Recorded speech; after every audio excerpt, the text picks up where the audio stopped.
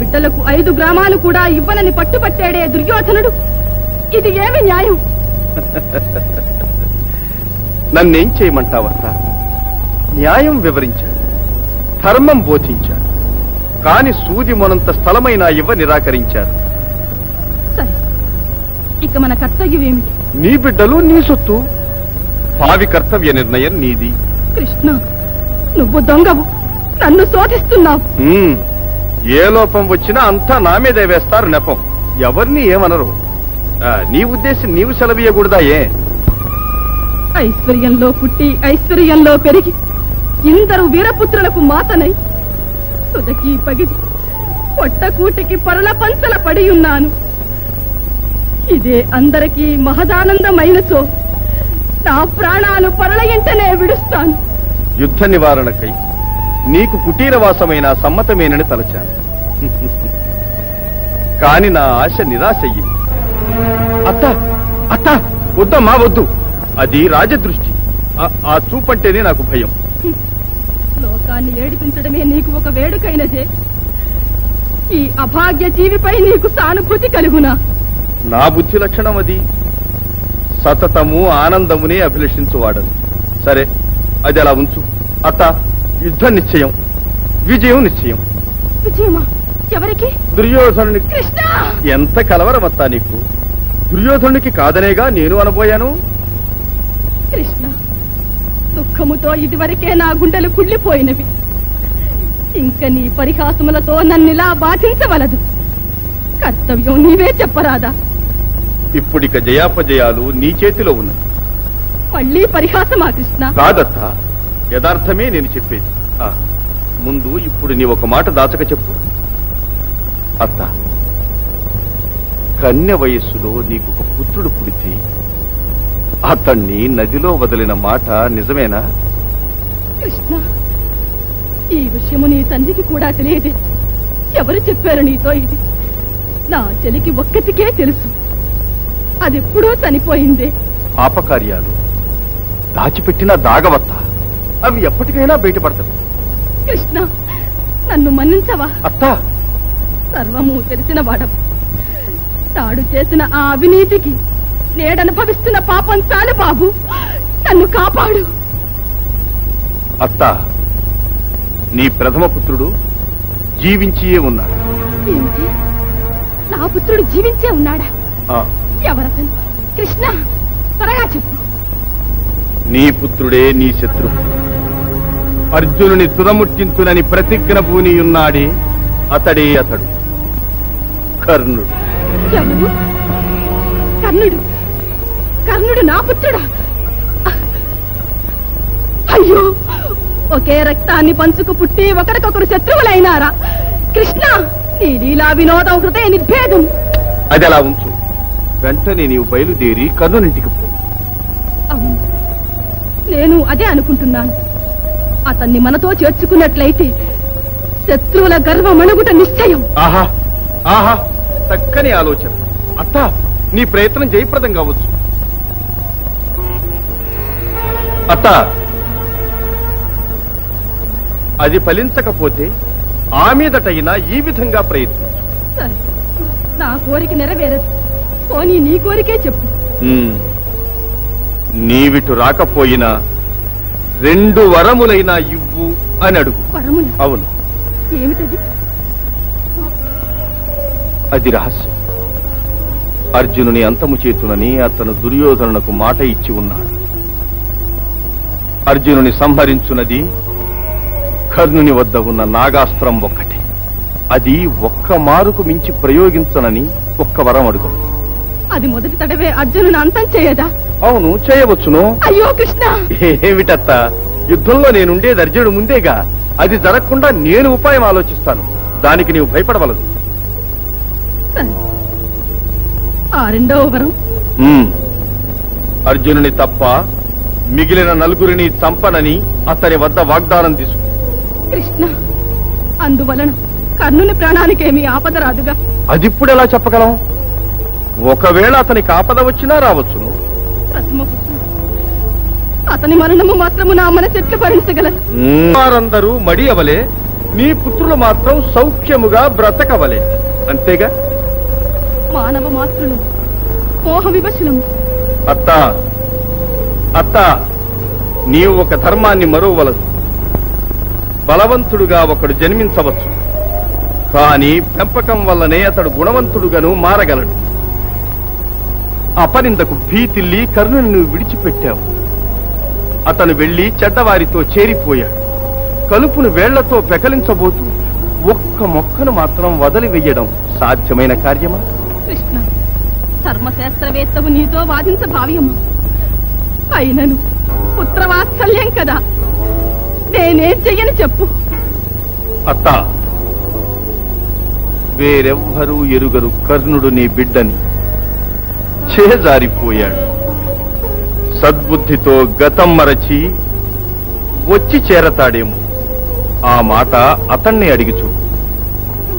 నా బోటి ఒక పాపిని కర్ణుడు తల్లిగా పొందినందుకు జీవితంలో ఎంతటి అవమానము ఆపదలు అనుభవించాడో. అత్త అత్త, బయలుదేరు. చివరకు యుద్ధానికి తాంబూలాలు పుచ్చుకొనడమైనది. తరువాత జరగవలసిన కార్యక్రమం ఏమిటి? యుద్ధశాస్త్ర ప్రకారం మొట్టమొదట దళపతి ఎన్నిక జరగవాలి. మహావీరుడు కర్ణుడే దళపతి. దుర్యోధన, తొందరపడవద్దు. మహావీరుడన్నంత మాత్రమున ఆ పదవి లభించదు. వయసు అవసరమా? సందేహమా? వయోవృద్ధులైన వారికి విల్లిస్తే చేతికర్రగా ఉపయోగిస్తారు. అట్టి విల్లెక్కు పెట్టుటకు నాబోటి యువక వీరులే అర్హులు. వట్టి మదకరు ఉంది ఇది. తాత, కోపపడవలదు. కర్ణుని మాటల్లో అర్థం ఉన్నది. లేదు, 6 బయలులో బాణాలను ప్రయోగం చేసినంత మాత్రముననే అది శౌర్యము కాదు. వ్యర్థ ప్రసంగం, వట్టి వాచాలం. శౌర్యమే ఉంటే వచ్చిన నిద్రించమని. కర్ణ, మాటలతో పాటు వైషమ్యములు పెరుగును. ఓర్పు అవసరం. నా మాట ఆలకించండి. కర్ణుని కన్నా ఎన్నో యుద్ధాలు చేసిన అనుభవం గలవారు భీష్ముడు. ఇది గుర్తుంచుకోండి. అక్షరాల నిజం. తన మట్టుకు ఏనుగు మహాబలము కలదే కావచ్చు. మృగరాజు అను సార్థక నామానికి రాజఠీవి గల సింహమే అర్హమని మరువవలదు. అందుచేత ఏనుగును స్వప్నంలో వేధించు క్షత్రియ సింహం ఒక్కటే నాయకత్వానికి తగి ఉన్నది. అదే మాదిరిగా ఈ నాయకత్వానికి వృద్ధ బ్రహ్మచారులు భీష్ములే అర్హులు. ఈ సైన్యాధిపత్యం వారిదే. బహుముఖ ప్రజ్ఞాశాలి వారే మన సేనాపతి. పుట్టు పూర్వోత్తరాలు లేక ఎక్కడో పుట్టిన పూచిక పుల్లకు ఎవరూ పట్టం గట్టి ఇవ్వరు. ఇది నా ఉద్దేశం. మిత్రమా, నాకు సంభవించినట్టి కులహీనతను లోపంగా ఎంచిన నవమానాగ్నిలో కాల్చివేస్తున్నాడు ఈ అహంకార పూరితుడు. తల్లి తప్పిదం పుత్రుడు వస్తున్నాడు. నా పాపమిది. ఏం చెయ్యదు? అమ్మా కర్ణ, మహావీరుడవు, కలత పడకూడదు. నా క్షేమమే నీ ధ్యేయం. అది మరువకు. విజయం మనకు ముఖ్యం. దుర్యోధన, పితామహులు భీష్ములే దళపతి కాగలరు. మన పెద్దలను గౌరవించుట మనకే గౌరవం. అలాగే కానివ్వండి. తాత భీష్ములే దళపతి. ప్రభు, ఇదిగో వీర ఖడ్గం.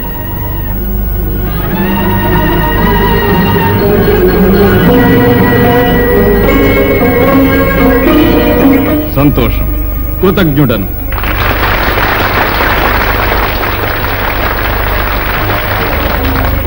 సర్వసేనాపతి, ఇప్పుడే నానావిధ సేనా నాయకులను మీరు ఎన్నుకుని నియమించవచ్చును కదా? అవును, ఇప్పుడే నియమించగలవాడను. మహాజనులారా, ఏ విధమైన సహాయము లేక ఒంటిగా నిలిచి పోర సామర్థ్యము గల మహావీరుడే అతిరథుడని అనబడగలడు. దానిని బట్టి భీష్ముడైన నేను, ద్రోణాచార్యులు, వారి పుత్రుడు మహావీరుడు అశ్వత్థామ అయినట్టి ఈ ముగ్గురము అతిరథులం అవుతున్నాము.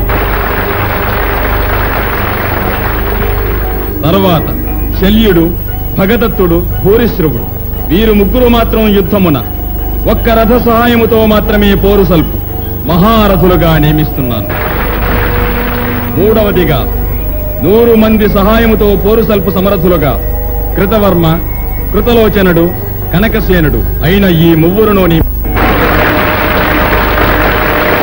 కడపంక్తిలో మహాప్రవాహం లాంటి సేన మధ్య నిలబడి పోరు సలుపు అర్ధరథునిగా కర్ణుని నియమిస్తున్నాను. దుర్యోధన!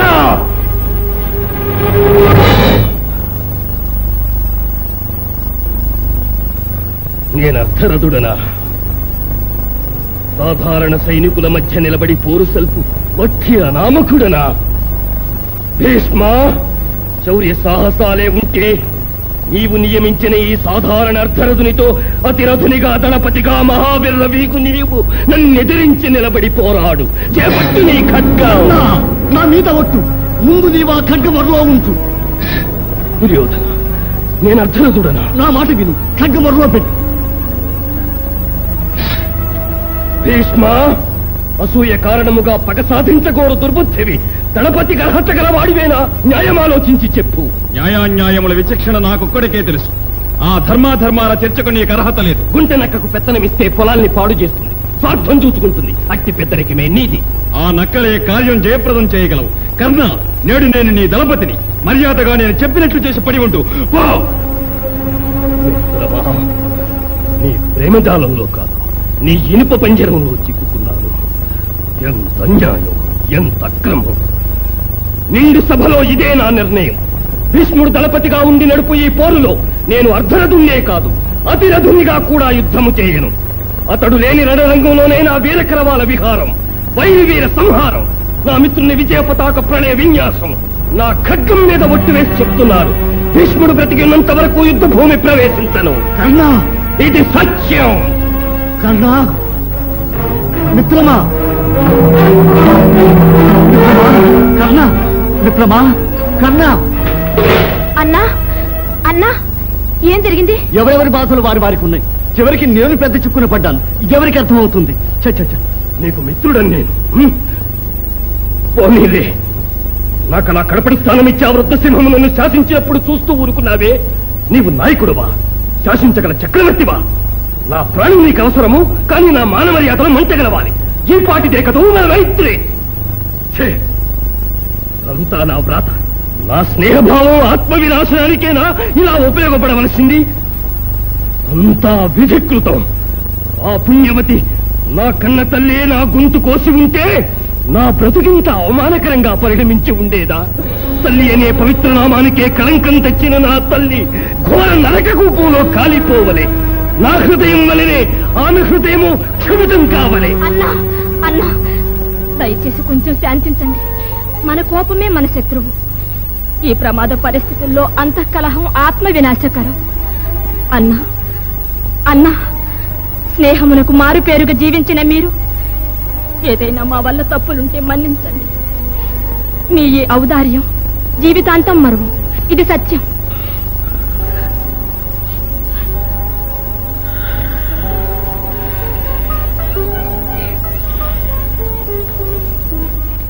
నా హృదయాన్ని ముక్క ముక్కలుగా నరికి చిత్రవద చేసిన ఆ తల్లిని ప్రాణం తీయుట పాపమా, నరకమా? లేదు, నాకట్టి భయమే లేదు. ప్రతీకారమే నాకు స్వర్గం. బహు పుణ్యవతి బాబు నీ తల్లి. కొడుకు చేతిలో చచ్చే భాగ్యం ఎంతమంది తల్లులకు దక్కుతుంది?